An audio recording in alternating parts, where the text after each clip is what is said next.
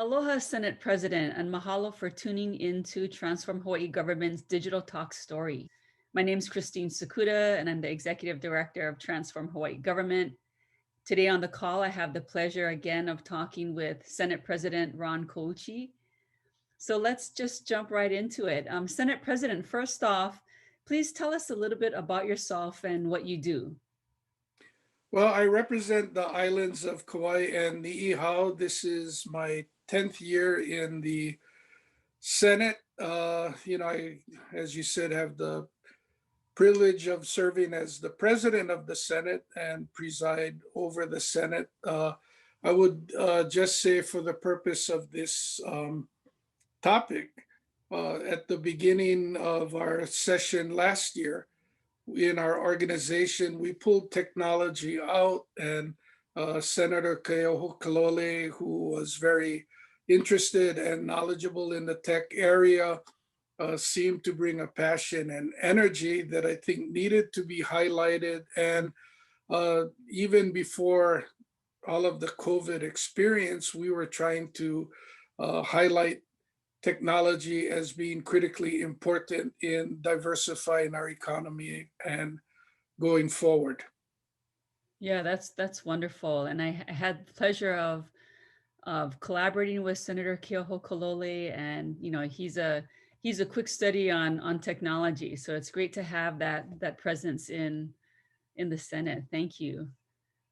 How has the pandemic affected the work that you've done and or has affected government service delivery? Well, the first thing, when Senator Nishihara tested positive, he got the result on March 19th. The Capitol closed, and as or the House and Senate, and then as the virus picked up, the Capitol itself has been closed for some time now, and so it's required us to rely a lot more on digital technology. I got involved in the broadband hui, and they've met, is it 34, 35 weeks now? And, I honestly say that I was in quarantine in my condo in Honolulu. I had nothing to do, everything was closed, and I got the invitation from Bert to join on this Zoom, which I had no idea what it is. My office walked me through, and I initially signed on because I had nothing else to do with my time and I wanted to try to be productive. The first call, I vividly remember 15 people on it. And now we've hit upwards of 60. There are people who are getting in from the mainland.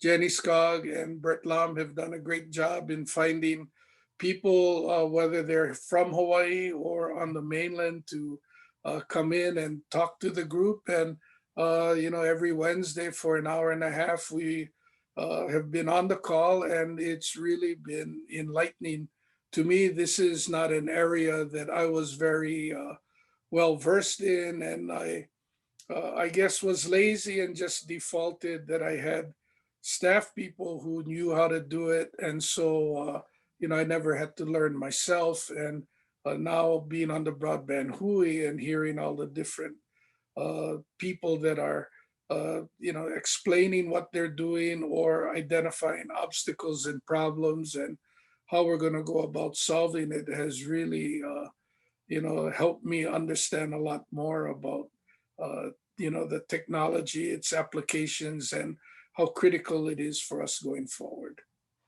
Well, thank you. And Transform Hawaii Government has been one of the I guess co-coordinators of the broadband hui. We're really there to support Bert Lum, who's the broadband strategy officer. And it has been, I agree with you, it's been a great way to understand how technology could really be used to connect, the community together in Hawaii, but also bring in expertise and our friends and colleagues in Washington, D.C. and all over the country. So it's been great having you support the broadband hui. And do you take any of those experiences, or do you think you'll take any of those experiences into the 2021 legislative session? it's going to be November at the end of this week, and the ledge session is starting up in January. How do you think, COVID-19 will impact the ledge session?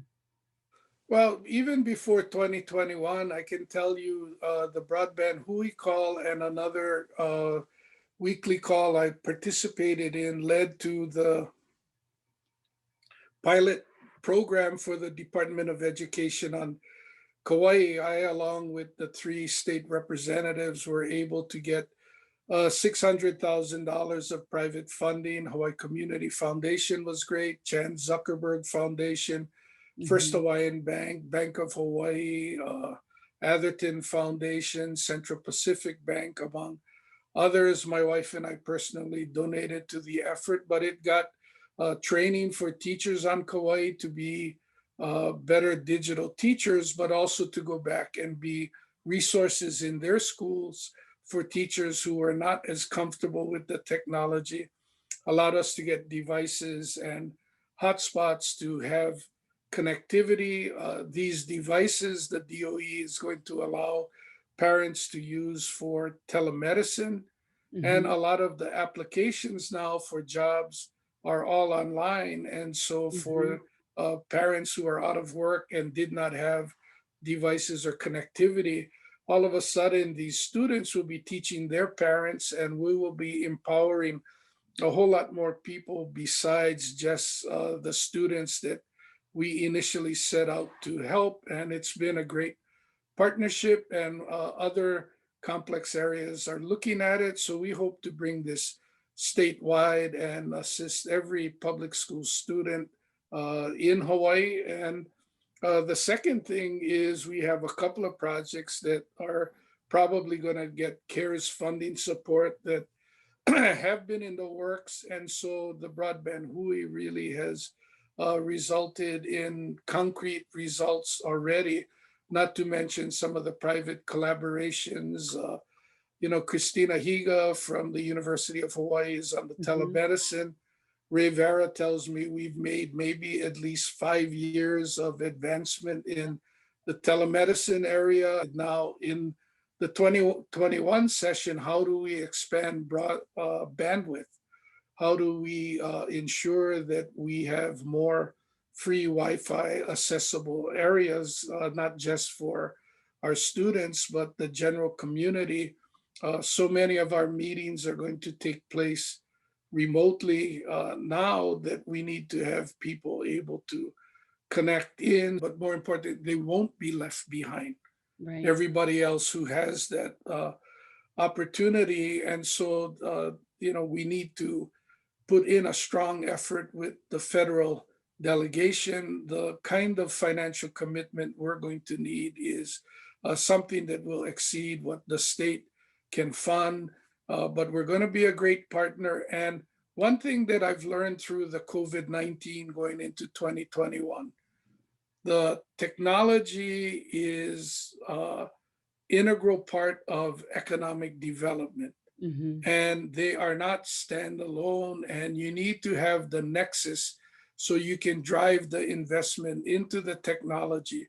And after sitting with Senators Wakai and Keokalole, we are agreeing to put the technology back so we can give it its greatest opportunity to leverage dollars and also show its relevance to how we'll drive economy through the technology. And that symmetry needs to be uh, there to be successful. And then we're going to put all of our efforts, to make sure we succeed. And we don't need to have it separated to highlight it. It's certainly going to be a top priority going into 2021.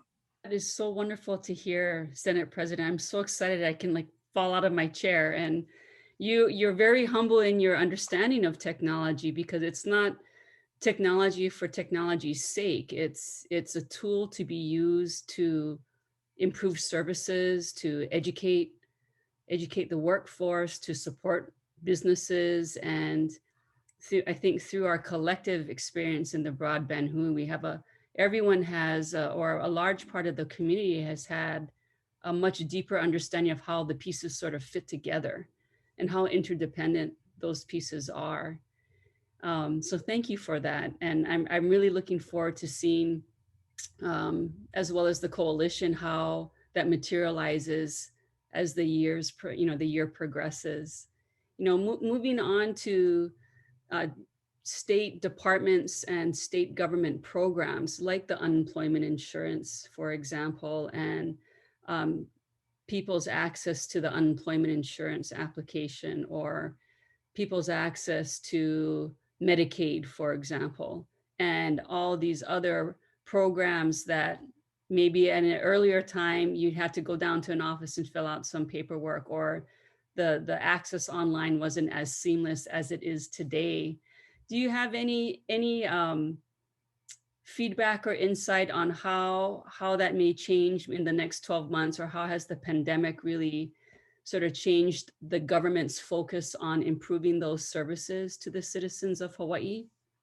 Well, I'm going to speak in micro sense first, and then close with macro comment. So, in the micro on the unemployment insurance, it was at the back of the priority list. We had the lowest unemployment rate in the nation. Our applications were, minimal. And so, with a staff of 7 to 10 people and the antiquated technology that they were using, we were able to, handle and service those who needed assistance, but they were few and far between. And COVID put that upside down and exposed a poor choice on our part.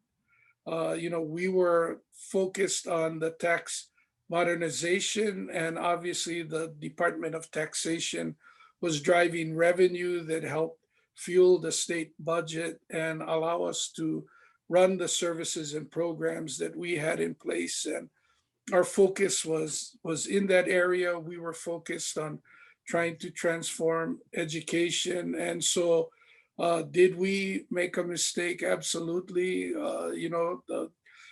And for all of those who have suffered, I can only apologize. And we now have a plan of how to be better, do better. And Mhm. the one thing that's really been painful for me to see or admit and realize is, in these terrible times, with people being hurt so badly financially within their families, the anxiety and everything else, the amount of people willing to prey on uh, those individuals who needed the help. So now we make it more complicated because we need to protect against fraud.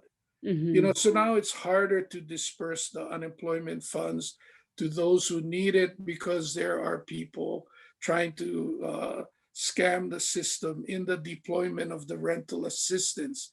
Even people, I'm told, now are trying to, or there's a market for certificates that you had a negative test so you can travel without having to take the test. And so, that's made it tougher Yeah. to deal with because of all of the fraud in these different areas and people taking advantage of the disaster. But on the macro um, discussion and what we have to do in government, for the National Conference of State Legislators, we had a speaker, and uh, the speaker said something that literally drove a stake in my heart.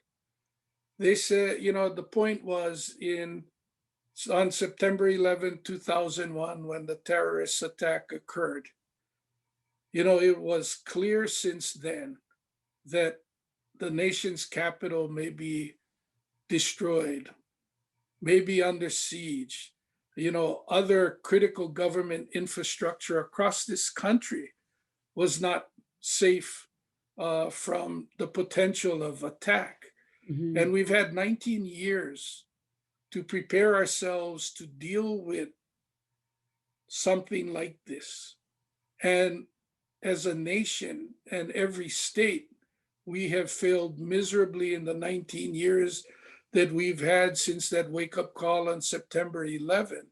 to Mm, upgrade ourselves to be able to conduct meetings remotely, to take the testimony and to be prepared for something like this. And, they've run the exercises, they've talked about it, but we've always found other things to be more important to do. And we've put the funding priorities somewhere else. And this has clearly exposed what was so deficient in what we've been doing in the Senate.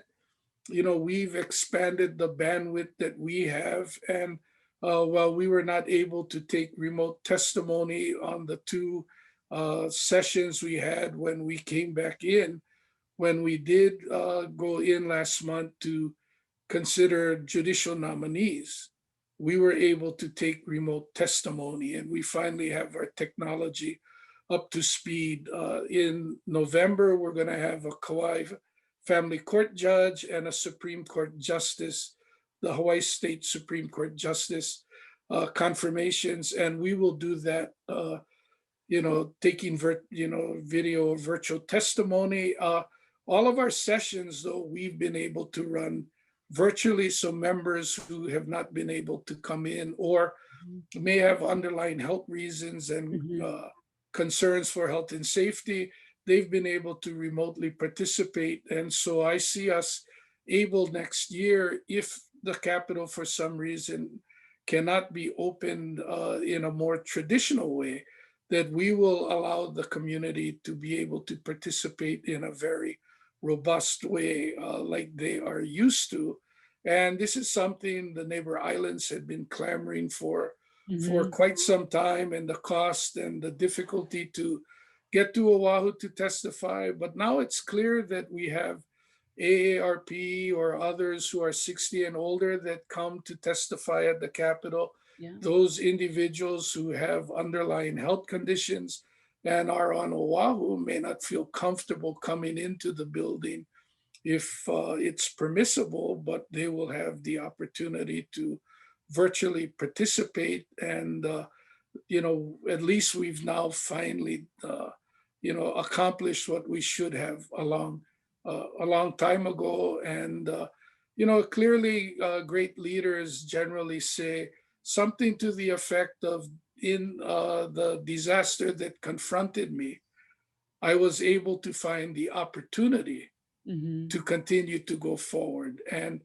clearly, COVID has exposed what we were incredibly deficient in. And, at least I can say, after, I'm sorry for not having been better prepared, but these are the things we have done as we are going forward. And I think that the future is going to be brighter as far as how to participate utilizing technology.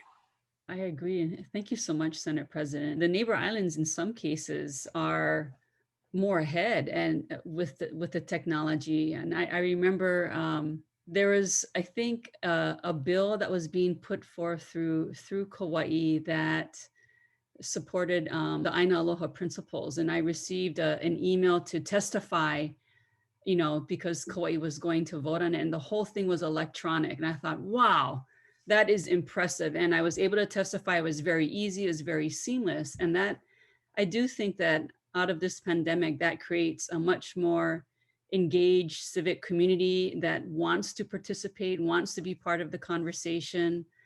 And Transform Hawaii government looks for opportunities to really support that. And so thank you so much for all of your work and dedication and your conversation today, and honesty and in perspective as far as lessons learned for all of us to really connect during this time. And when you have the opportunity to have downtime, Senate President, what do you enjoy doing?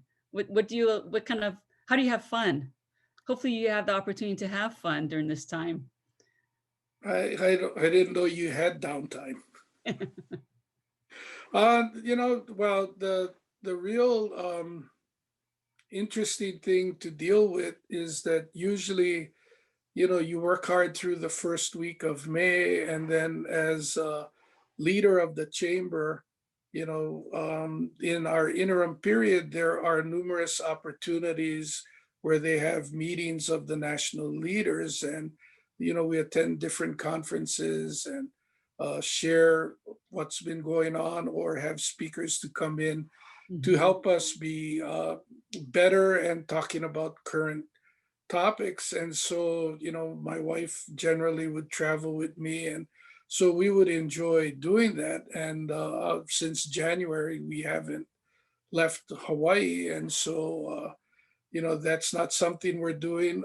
But currently, my wife and I are building a new home. We're nearing the last 2 or 3 months. So a lot of time has been consumed in what is the color of the paint on the house? What is the flooring, the cabinet choices, and all of the attendant things that go with having a house constructed. And so that's, something that really has taken up time for us and kept us busy. And, we're certainly excited about that. Otherwise, when because of splitting time as a neighbor island legislator, normally they find out that I'm at home. They'd like me to go see different projects, and so when I'm back, then you're out attending things. And at Mhm. least in the old paradigm, on the weekends on Kauai, a lot of times on Saturday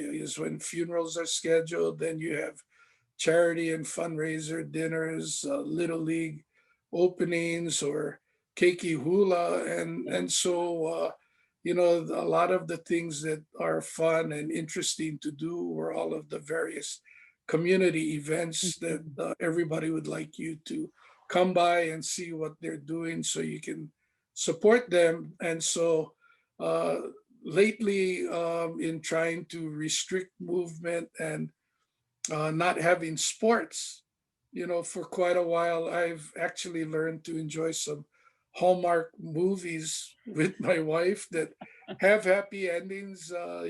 We are, so interested in having good news, Yes, and and having, it all work out at the end of the movie and keep your attitude positive. And I've not watched some of the darker things on Netflix or Amazon Prime, and I've tried to stay with some uplifting programs when I've watched television.